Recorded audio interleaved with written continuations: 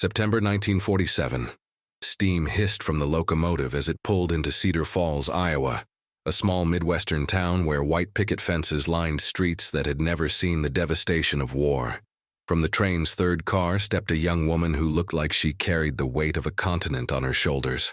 Greta Müller, 22 years old and 3 months pregnant, clutched a worn leather suitcase that contained everything she owned in America. Her blonde hair was pinned back in a style that marked her as foreign, and her simple gray dress couldn't hide the slight curve of her belly or the exhaustion in her blue eyes. She had traveled 4,000 miles from the rubble of Hamburg to this pristine American town, following a promise of love and a new life. But as she stood on the platform, surrounded by the unfamiliar sounds of American English and the curious stares of locals, Greta felt more alone than she had even in the bombed-out ruins of her homeland. She thought escaping war-torn Germany would be her salvation. She had no idea the real battle was about to begin at the dinner table. James Thompson spotted her first, his face breaking into a smile that had sustained her through months of separation. At 25, he was tall and lean, his brown hair still cut in military fashion despite being discharged 6 months earlier. He had served as a communications officer in occupied Germany, where he had met Greta while she worked as a translator for the Allied forces. Their courtship had been swift, born from the urgency of wartime and the desperate hope for normalcy in a world gone mad. "Greta!" he called out, pushing through the small crowd. When he reached her, he swept her into his arms, and for a moment, the months of worry and uncertainty melted away. She buried her face in his shoulder, breathing in the familiar scent of his aftershave mixed with American soap. "Welcome home, sweetheart," he whispered in her ear, his voice thick with emotion. Home. The word felt foreign on her tongue. She had left behind everything she knew, everyone she loved for this moment. Her sister Anna remained in Hamburg, struggling to rebuild their family's bakery from the ashes. Her parents were buried in a cemetery that might not even exist anymore after the bombing raids. This strange land, with its abundance and optimism, was supposed to be her future now. As they drove through Cedar Falls in James's 1941 Ford, Greta pressed her face to the window, marveling at the intact buildings, the children playing in yards without fear of air raids, the women hanging laundry on lines that weren't strung between bomb craters. It was like entering a fairy tale after living through a nightmare. But with each mile that brought them closer to the Thompson family home, her anxiety grew. James had told her about his mother, Margaret Thompson, but his descriptions had been careful, diplomatic. A strong woman who had raised 3 boys after her husband died in a factory accident in 1938. A pillar of the community who organized church socials and ran the local Red Cross chapter.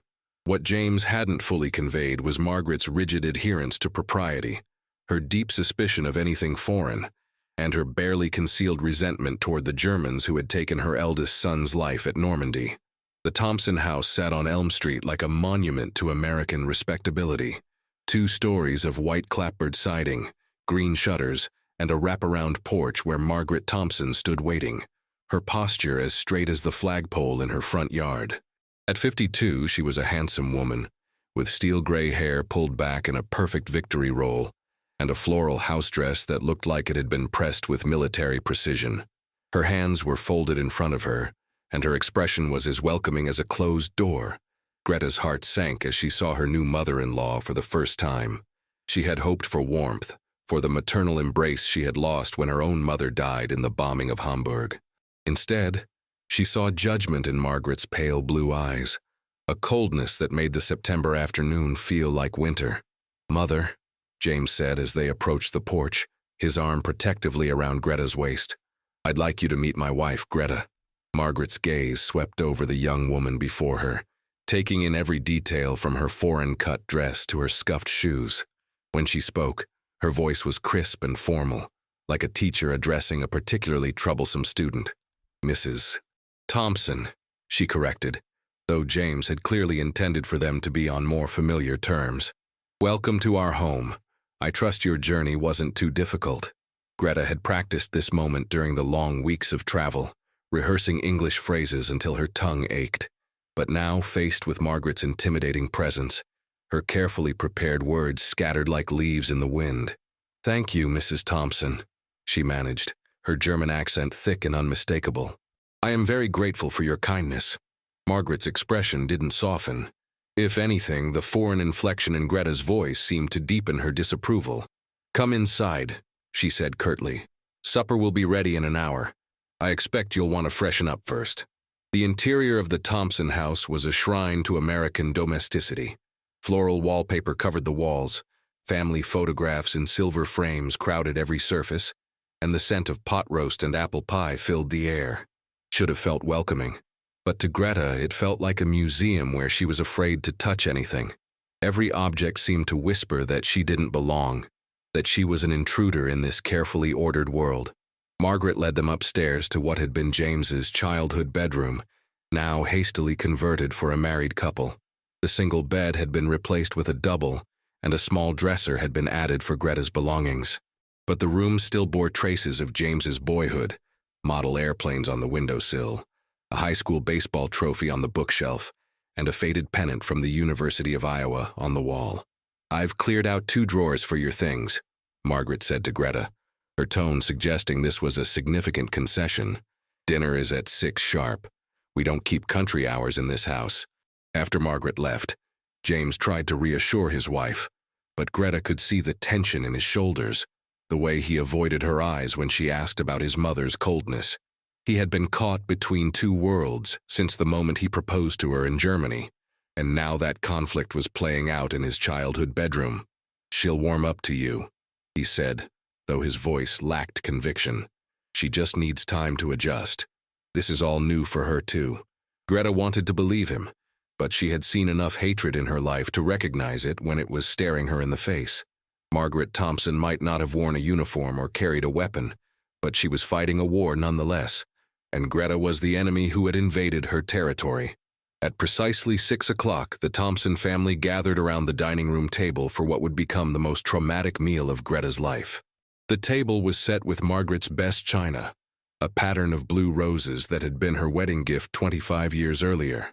Crystal glasses caught the light from the chandelier overhead, and silver cutlery gleamed against white linen napkins. It was more formal than any meal Greta had eaten since before the war, when her family still had their bakery and their dignity intact.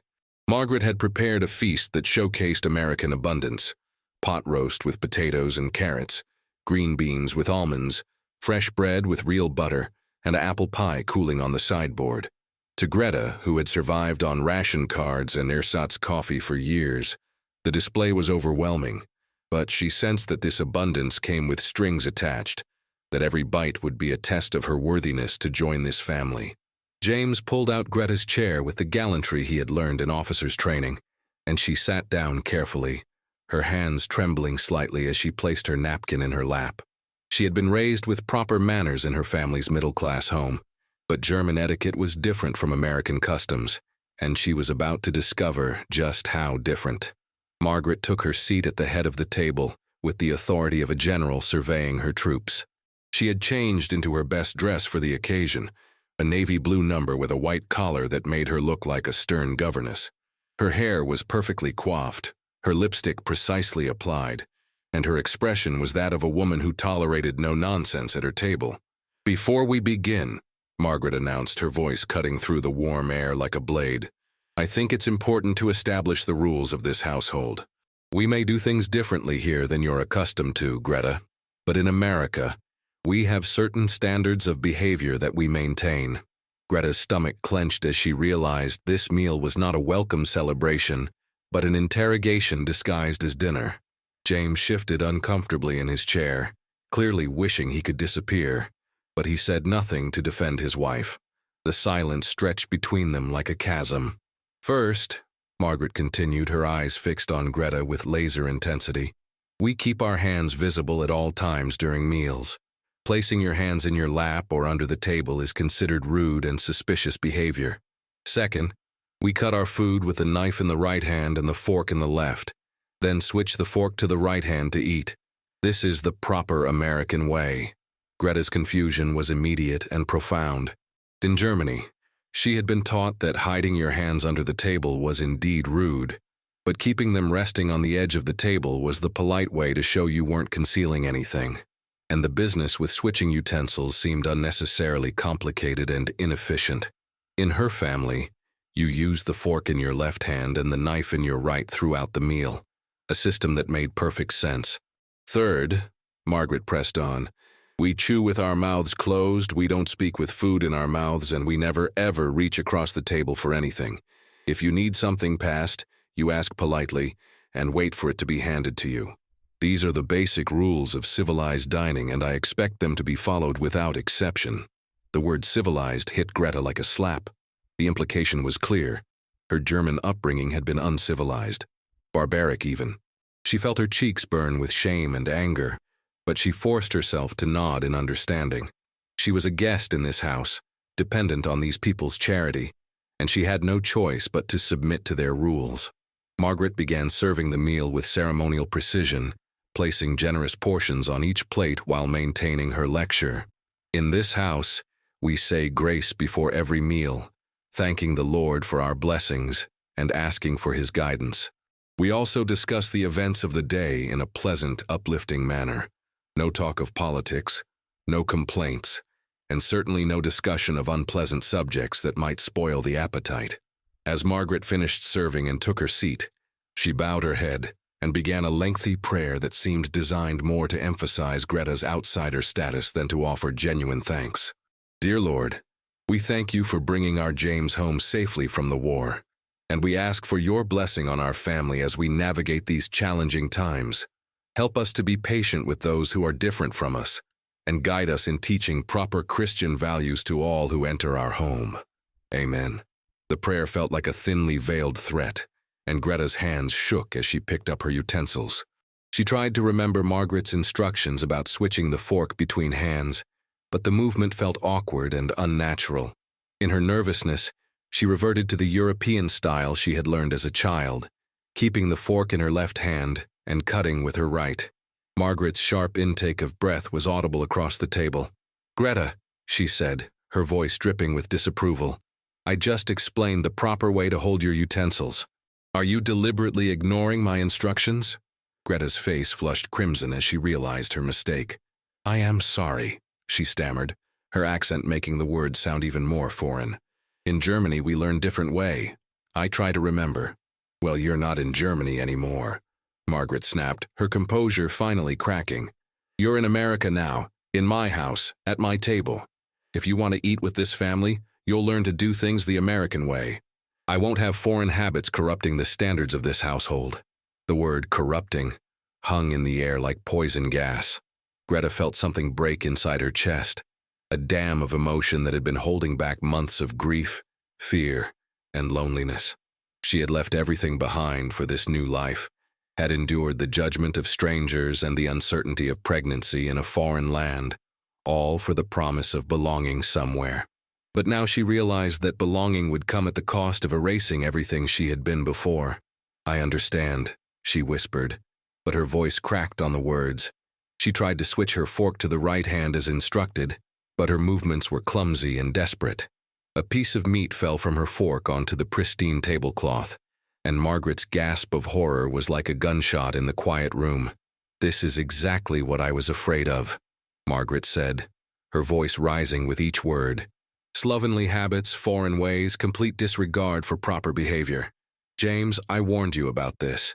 I told you that marrying one of them would bring nothing but trouble to this family. The phrase one of them was the final blow. Greta wasn't just a difficult daughter-in-law or a woman with different customs. She was the enemy, a representative of the people who had killed Margaret's son, who had brought war and destruction to the world. No amount of good behavior or cultural adaptation would ever change that fundamental fact in Margaret's mind. Greta's composure shattered completely. Tears streamed down her face as she pushed back from the table, her chair scraping against the hardwood floor with a sound like fingernails on a chalkboard. She couldn't breathe, couldn't think, couldn't find words in any language to express the depth of her humiliation and despair. I cannot, she sobbed, her English deteriorating under the weight of her emotion. I cannot be what you want. I try, but I cannot forget who I am. She fled from the dining room, her footsteps echoing through the house as she ran upstairs to the bedroom that didn't feel like home. Behind her, she could hear James's voice raised in anger. finally finding the courage to defend his wife, but it was too late. The damage had been done, and Greta knew that no apology could undo the cruelty of that moment. In the bedroom, she collapsed onto the bed and wept with the intensity of someone who had lost everything twice. First, the war had taken her family, her home, her country. Now her new family was trying to take her identity, her dignity, her very sense of self. She was trapped between two worlds, belonging fully to neither, and the weight of that isolation threatened to crush her completely. Downstairs, the argument between James and his mother raged with a ferocity that shook the windows. For the first time in his life, James was standing up to the woman who had ruled his world with an iron fist, and the confrontation was long overdue. "How could you do that to her?" James shouted, his face red with anger and shame. "She's pregnant, she's scared, she's trying her best to fit in, and you humiliated her like she was some kind of animal." Margaret's response was swift and defensive. "I was trying to teach her proper behavior. If she's going to live in this house, she needs to learn our ways. I won't have the neighbors talking about how we've let standards slip because of some German girl who doesn't know how to act civilized." "Civilized?" James's voice cracked with disbelief. "You want to talk about civilized? What you just did was the most uncivilized thing I've ever witnessed. That woman upstairs is my wife, the mother of your grandchild, and you treated her like dirt." Margaret's face went white with rage. "Don't you dare lecture me about family, James Thompson. I raised you boys with proper values, proper manners, proper respect for American traditions. I won't stand by and watch some foreign woman undo everything I've worked to build in this family." "She's not some foreign woman." James slammed his fist on the table, making the china rattle. "Her name is Greta. She's my wife, and she deserves better than this. She lost her parents in the bombing. Her sister is struggling to survive in the ruins of Hamburg, and she came here because she believed in the promise of America. What kind of America are you showing her?" Margaret's composure finally cracked, revealing the raw grief and fear that had been driving her cruelty. "The kind of America that lost my firstborn son to her people.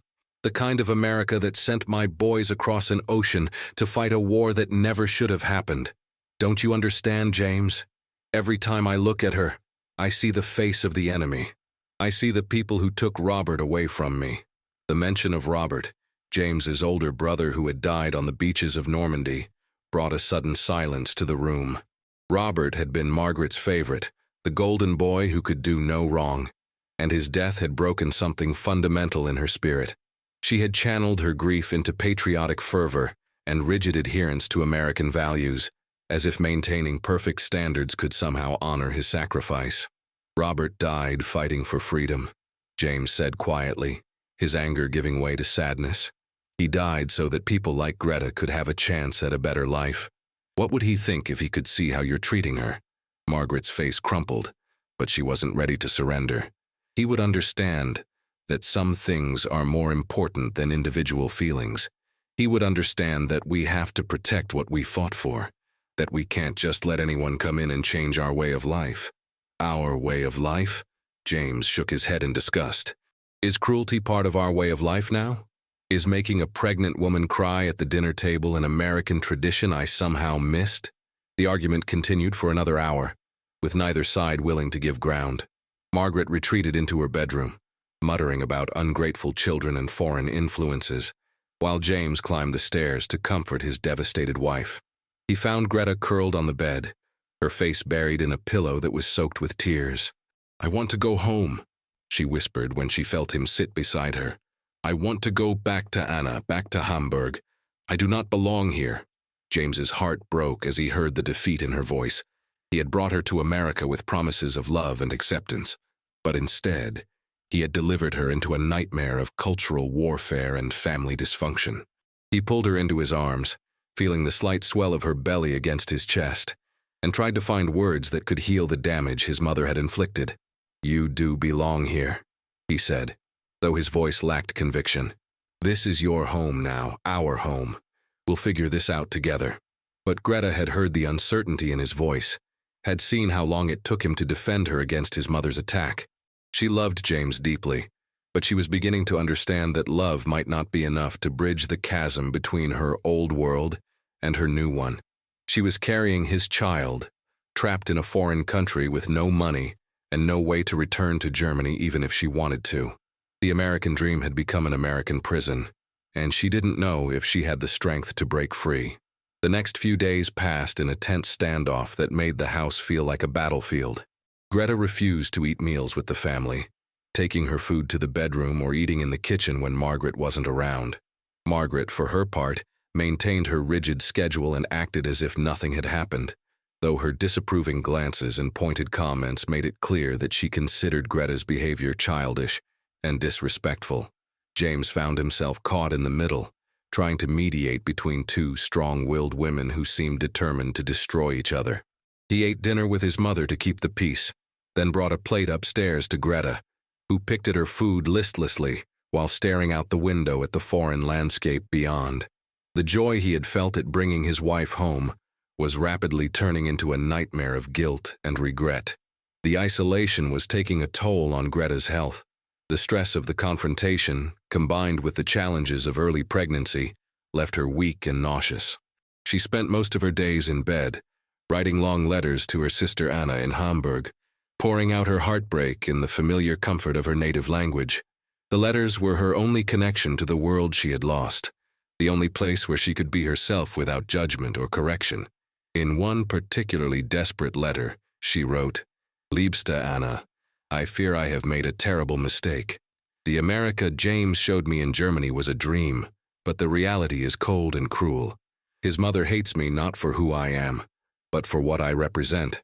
I am the enemy in her house, the foreign contamination that threatens her perfect American family. I try to change myself, to become what she wants, but I am losing pieces of my soul with every attempt. I do not know how much of myself I can sacrifice before there is nothing left of Greta Müller." The letters took weeks to reach Hamburg, and Anna's responses were equally slow to arrive. When they did come, they brought news of the ongoing struggle to rebuild Germany, of food shortages and housing crises that made Greta's comfortable prison seem luxurious by comparison. Anna begged her sister to be patient, to remember that she was building a better future for her unborn child. But her words felt hollow across the vast distance that separated them. Meanwhile, Margaret continued her campaign of passive-aggressive warfare, finding new ways to emphasize Greta's foreignness and inadequacy. She would speak rapidly in colloquial English, knowing that Greta couldn't follow the conversation, then act surprised when the young woman looked confused. She would rearrange the kitchen cabinets and forget to tell Greta where things had been moved, then express frustration when Greta couldn't find what she needed. She would invite neighbors over for coffee and introduce Greta as James's German wife, emphasizing the word German as if it were a disease. The neighbors' reactions were mixed, reflecting the complex emotions that Americans felt toward their former enemies in the aftermath of the war. Some were curious and welcoming, eager to hear stories of life in Germany and to practice their rusty high school German. Others were suspicious and cold, viewing Greta as a potential spy or a gold digger who had trapped an American soldier into marriage. A few were openly hostile, making comments about Hitler's girls and wondering aloud why any American man would want to marry one of them. These encounters left Greta feeling more isolated than ever. She began to understand that her struggle wasn't just with Margaret, but with an entire society that was still processing the trauma of war and the complex emotions surrounding their former enemies. She was a living reminder of a conflict that many Americans wanted to forget, a symbol of a defeated nation that had caused immense suffering and loss. The breaking point came on a gray October morning when Greta woke up with severe cramping and spotting that sent James into a panic. The local doctor, a kindly man named Dr. Patterson, who had delivered half the babies in Cedar Falls, examined Greta with gentle hands and a concerned expression. His diagnosis was stress-induced complications that could threaten both mother and child, if not addressed immediately. "Mrs. Thompson," he said to Greta, using her married name with deliberate respect, "you need complete bed rest for the next several weeks. No stress, no excitement, no emotional upheaval of any kind. This baby is at risk, and we need to do everything possible to protect it." The news hit the Thompson household like a bomb. James was terrified of losing both his wife and his unborn child, while Margaret was forced to confront the possibility that her behavior might have contributed to a family tragedy. For the first time since Greta's arrival, the older woman was faced with consequences that went beyond hurt feelings and wounded pride. Dr. Patterson pulled James aside for a private conversation that would change everything. "Son," he said quietly, "I've been practicing medicine for 30 years, and I've seen what stress can do to a pregnant woman. Your wife is carrying more than just a baby right now. She's carrying the weight of displacement, cultural shock, and what appears to be significant family tension. If you want to save this pregnancy, you need to create a peaceful environment for her immediately." James knew exactly what the doctor meant, and for the first time since bringing Greta home, he found the courage to confront his mother with the full force of his anger and determination. The conversation that followed was the most difficult of his life, but it was also the most necessary. "Mother," he said, finding Margaret in the kitchen where she was mechanically washing dishes with unusual vigor. "We need to talk." Margaret's shoulders tensed, but she didn't turn around. "If this is about your wife's condition, I'm very sorry to hear she's having difficulties. I hope she recovers quickly." "This isn't about sympathy," James said firmly. "This is about responsibility. Dr. Patterson says the stress could kill our baby. The stress you've been putting on Greta since the day she arrived." Margaret finally turned to face him, her expression defensive and angry. "I have done nothing but try to maintain standards in this house. If she can't handle a little correction, then perhaps she's not strong enough to be part of this family." "A little correction?" James's voice rose despite his efforts to stay calm. "You humiliated her at the dinner table. You've been treating her like a servant, and you've made it clear every single day that she's not welcome here. That's not correction, Mother. That's cruelty." Margaret's face flushed red. "Don't you dare speak to me about cruelty, James Thompson. I've sacrificed everything for this family. I raised you boys alone after your father died. I worked my fingers to the bone to keep this house, and I sent my eldest son off to war, knowing I might never see him again. I have earned the right to expect certain standards in my own home. Robert's death doesn't give you the right to torture innocent people," James shot back. "Greta didn't kill Robert. She didn't start the war. She's a victim of the same conflict that took our brother, and she deserves compassion, not punishment." The mention of Robert seemed to deflate some of Margaret's anger, but she wasn't ready to surrender completely. "She's German, James. How can you expect me to just forget that? How can you expect me to welcome the enemy into my home with open arms?" "Because she's not the enemy," James exploded. "She's a 22-year-old woman who lost her parents, her home, her entire world. She married me because she believed in the promise of America, the promise of freedom and opportunity, and acceptance. What kind of America are we showing her when we treat her like a prisoner of war in her own home?" Margaret was quiet for a long moment, staring out the kitchen window at the backyard where she had once pushed her sons on a swing set that was long gone. When she spoke again, her voice was smaller, more vulnerable than James had heard it in years. "I'm scared, James," she admitted. "I'm scared of losing you the way I lost Robert. I'm scared of this family changing, of everything I've worked to build just disappearing. When I look at her, I see all the ways things could go wrong, all the ways we could lose what we have." James felt his anger soften as he saw his mother's fear for what it really was. Margaret Thompson had built her entire identity around being the perfect American mother, the keeper of traditions and values that she believed had made their family strong. Greta's presence threatened that identity, forced her to confront the possibility that her rigid standards might not be the only way to live a good life. "Mother," James said gently, "you're not going to lose me. But you might lose the chance to know your grandchild if you keep this up. Greta is part of our family now, whether you like it or not. You can choose to make that a blessing or a curse, but you can't choose to make it go away." The conversation ended without resolution, but something had shifted in the household dynamics. Margaret retreated to her room to think, while James returned to Greta's bedside to hold her hand and promise that things would get better.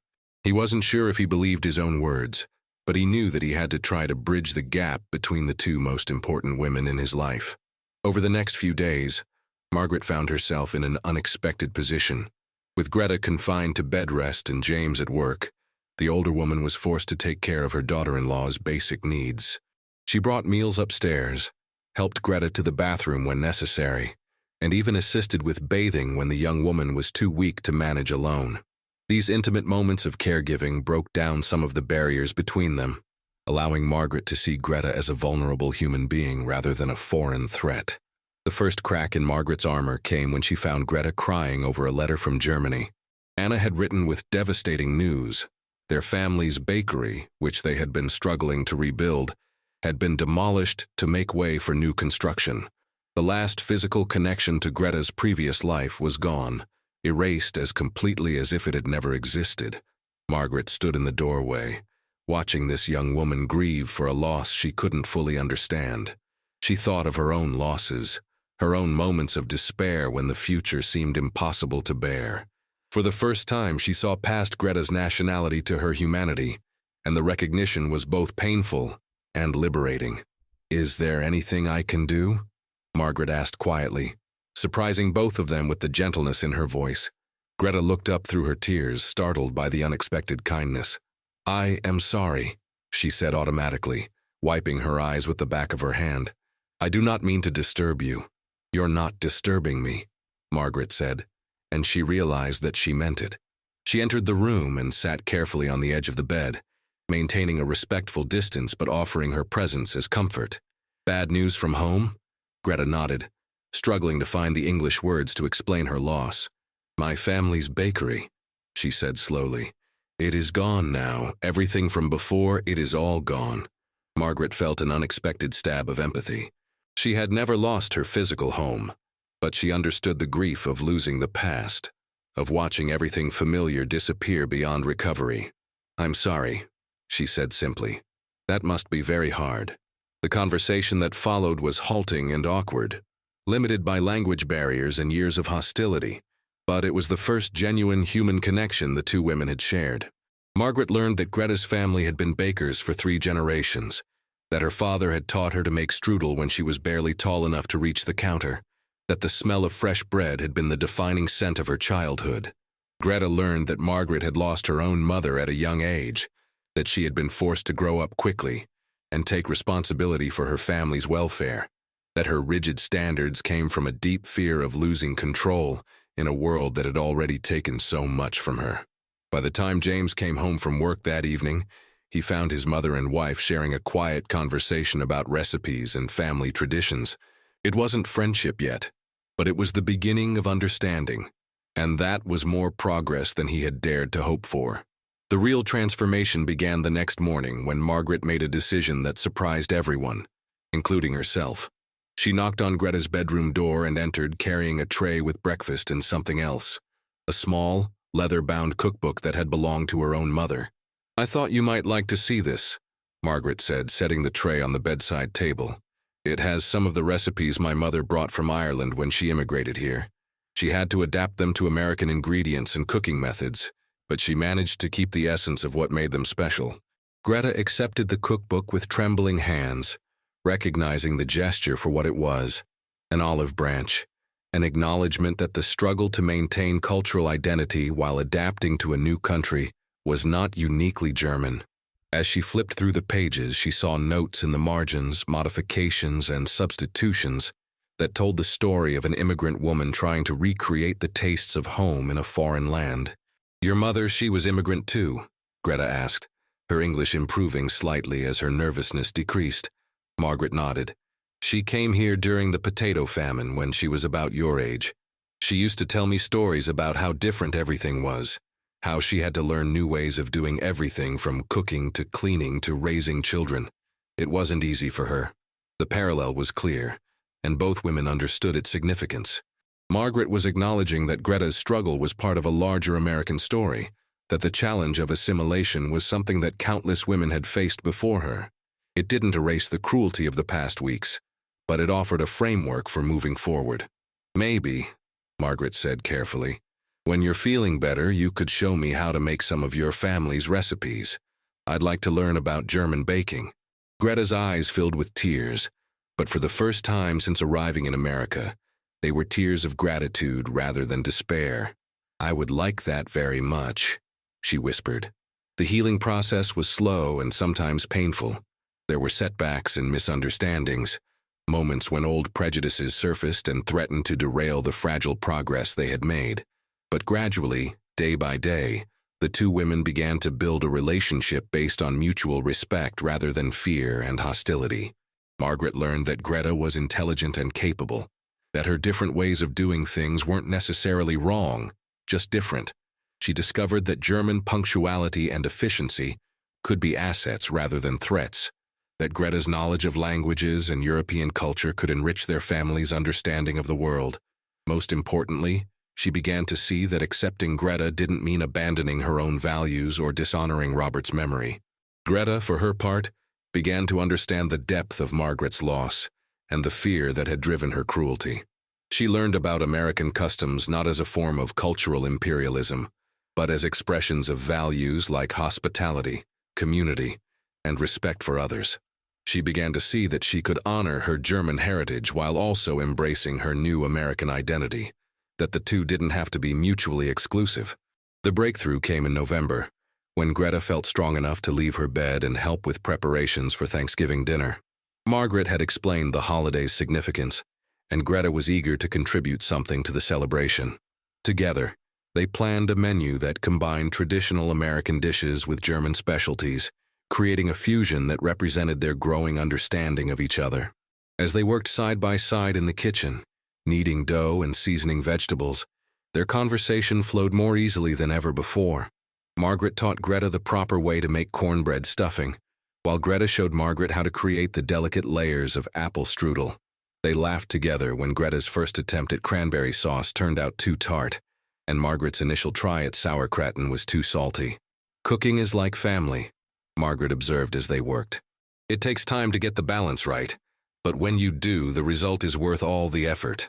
James watched this transformation with amazement and relief. The two women who had seemed destined to destroy each other were slowly becoming allies, united by their shared love for him and their growing respect for each other. The house that had felt like a battlefield was beginning to feel like a home again. The Thanksgiving dinner that year was unlike any the Thompson family had ever experienced. The table was set with Margaret's best china, but the menu reflected the cultural blending that was taking place in their household.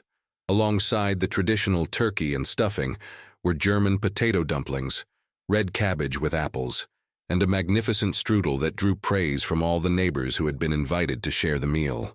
When Margaret stood to offer the traditional Thanksgiving prayer, her words carried a weight and sincerity that hadn't been present in months. "Dear Lord," she began, "we thank you for the blessings of this past year, for bringing our James home safely, and for welcoming Greta into our family. We ask for your continued guidance as we learn to blend our traditions and create new ones together. Help us to remember that our differences make us stronger, not weaker, and that love is the foundation upon which all families are built. Amen." Greta felt tears streaming down her face as she listened to the prayer, understanding that she had finally been accepted not as a tolerated guest, but as a true member of the family. The journey had been painful and difficult, but it had led to something beautiful, a new kind of family that honored both the past and the future. The baby was born on a snowy February morning in 1948, a healthy boy they named Robert James Thompson, in honor of the uncle he would never meet. Margaret was the first to hold her grandson after the parents, and as she looked into his tiny face, she saw not the enemy she had feared, but the future she had been afraid to hope for. "He's perfect," she whispered, her voice thick with emotion. "Absolutely perfect." Greta watched her mother-in-law cradle the baby with infinite tenderness, and she knew that their family's healing was complete. The child in Margaret's arms was living proof that love could triumph over hatred, that understanding could bridge even the deepest cultural divides. Years later, when little Bobby was old enough to ask about his heritage, he would learn the story of how his German mother and Irish-American grandmother had overcome their differences to create a family built on acceptance and love. He would grow up speaking both English and German, celebrating both American holidays and German traditions, understanding that his identity was enriched rather than confused by its complexity.